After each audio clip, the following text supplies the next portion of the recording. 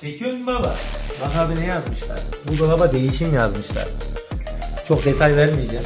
Bilen var bilmeyen var. Gördün mü abi? Geçelim. Arka detayı verme yalnız. Oraları göstermiyoruz. Oraları gösterme abi. Gece ben kameradan izliyorum abi. Gece dükkanın önüne gelmiş şeye bakıyorlar. İçeri bakmış bazı dolapçı arkadaşlar. Bunu nasıl yapıyor da arkadan bakıyorlar. Kameradan görüyorum ha. Arkaya saklıyorum artık, depoya saklıyorum.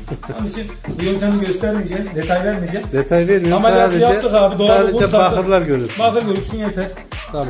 Detay, buraya döşedik bakırımızı, motor da sağlam çıktı. Bu dolabı da kurtardık. Değişim diye bir şey yok abi bizde. Yaparız, kurtarırız, kullanmaya devam ederiz. 40-50 bin lira dolaba para verdirmeyiz. Kapat.